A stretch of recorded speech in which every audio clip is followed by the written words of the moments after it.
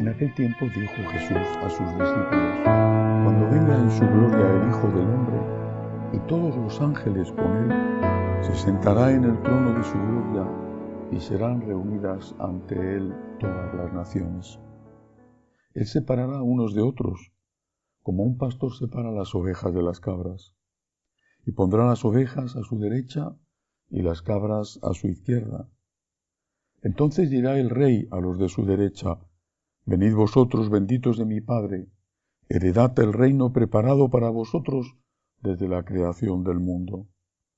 Porque tuve hambre y me disteis de comer, tuve sed y me disteis de beber, fui forastero y me hospedasteis, estuve desnudo y me vestisteis, enfermo y me visitasteis, en la cárcel y vinisteis a verme. Entonces los justos le contestarán: Señor, ¿cuándo te vimos con hambre y te alimentamos, o con sed y te dimos de beber? ¿Cuándo te vimos forastero y te hospedamos, o desnudo y te vestimos? ¿Cuándo te vimos enfermo o en la cárcel y fuimos a verte? Y el Rey les dirá: en verdad os digo que cada vez que lo hicisteis con uno de estos, mis hermanos más pequeños, conmigo lo hicisteis. Entonces dirá a los de su izquierda: apartaos de mí, malditos, id al fuego eterno preparado para el diablo y sus ángeles. Porque tuve hambre y no me disteis de comer, tuve sed y no me disteis de beber, fui forastero y no me hospedasteis, estuve desnudo y no me vestisteis, enfermo y en la cárcel y no me visitasteis. Entonces también éstos contestarán: Señor, ¿cuándo te vimos con hambre o con sed o forastero o desnudo o enfermo o en la cárcel y no te asistimos? Él les replicará: en verdad os digo, lo que no hicisteis con uno de estos, los más pequeños, tampoco lo hicisteis conmigo. Y estos irán al castigo eterno y los justos a la vida eterna. Palabra del Señor. Gloria a ti, Señor Jesús. Este fragmento del Evangelio de San Mateo es, como tantos otros, quizá de una forma particular, motivo de una mala interpretación, no sé si deliberadamente mala interpretación. Se habla de que el Señor quiere que demos de comer al hambriento, pero no se dice el contexto en el cual el Señor pronuncia estas palabras. Y ese contexto es el del juicio. Esto es lo que se omite. Va a haber un juicio. Va a haber un juicio personal. Nada más morir nosotros. En ese juicio nuestra alma será condenada de forma inapelable al infierno, al purgatorio o al cielo. Los del infierno no podrán volver a salir de ahí nunca. Estarán con el demonio por toda la eternidad. Y esto que digo no es por meter miedo, es que es la realidad. ¿Es que acaso mete miedo el profesor cuando dice: os advierto que el que suspenda no va a pasar al curso siguiente? Está contando la realidad, está advirtiendo. Los del purgatorio estarán un tiempo de purificación hasta que llegue el momento en que puedan pasar a la presencia de Dios en el cielo. Por los del purgatorio podemos hacer algo desde la tierra, el ofrecimiento de la Santa Misa y también la indulgencia plenaria. Esto es lo que se omite habitualmente cuando se lee este Evangelio. Y hay que decirlo, porque es el Evangelio del juicio. Un juicio personal, cuyas consecuencias las experimenta solo el alma. Y luego, cuando llegue la hora del juicio final, entonces el cuerpo resucitado se unirá al alma y ambos recibirán el premio o el castigo. También el cuerpo resucitado recibirá el castigo o el premio. ¿Cuándo será ese juicio final? No lo sabemos, pero sí sabemos cuándo será el juicio personal, que será en el instante mismo de nuestra muerte. El Señor ha venido a salvarnos, no a condenarnos. Ha venido a salvarnos. Él no quiere que nadie se condene, pero no actúa contra nuestra voluntad porque nos ha hecho libres. No quiere salvarnos a pesar nuestro. San Agustín decía, Dios, que te creó sin ti, no te salvará sin ti.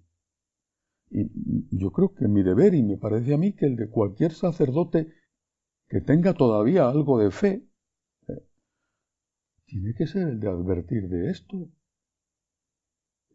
¿Qué responsabilidad tan grande adquiere un médico que no advierte a su paciente de que está llevando a cabo un comportamiento peligroso para su salud?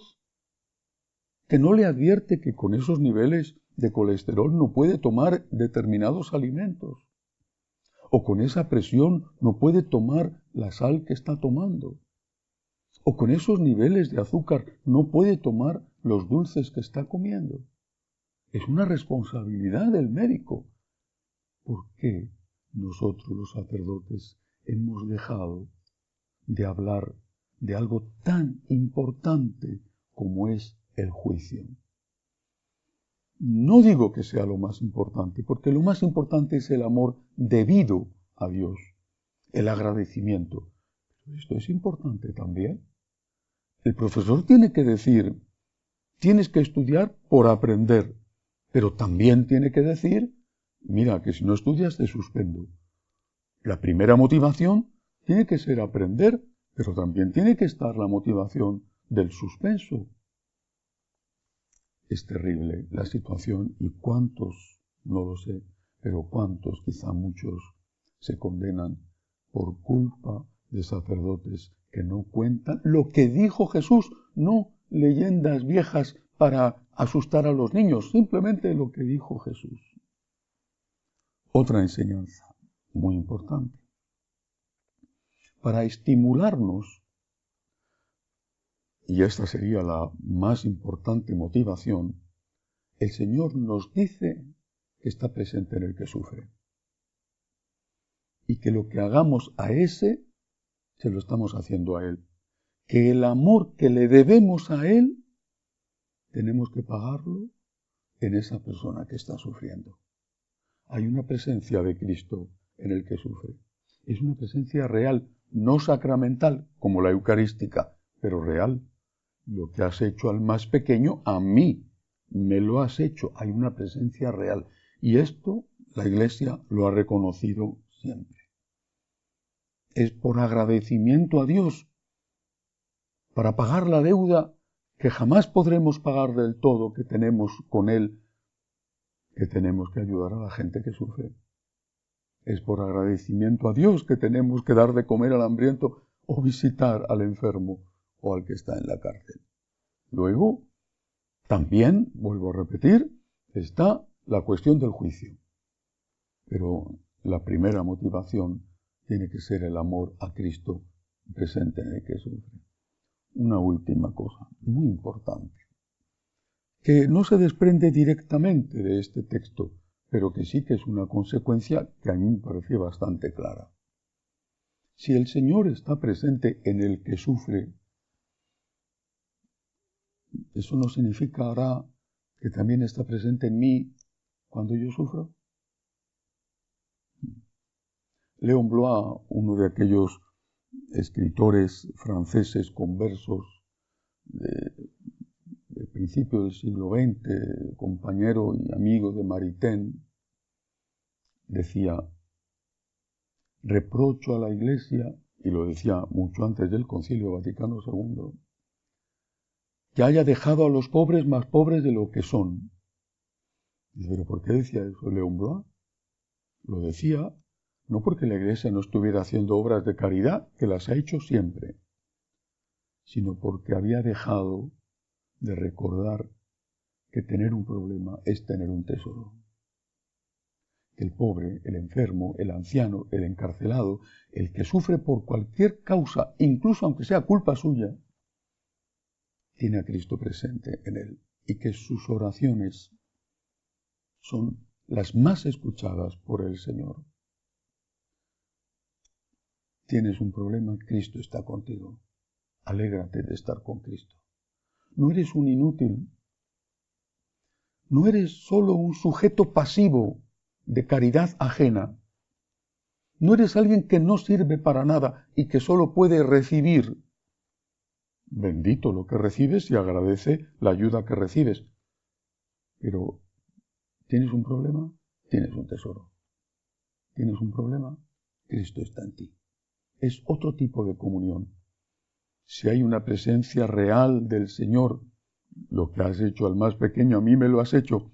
Si hay una presencia real del Señor en el que tiene hambre, también habrá una presencia real del Señor en ti cuando tienes hambre. Si hay una presencia real del Señor en el que sufre persecución por defender la justicia, también habrá una presencia real en ti cuando estés defendiendo la justicia y sufras persecución, o cuando estés enfermo, o cuando seas anciano.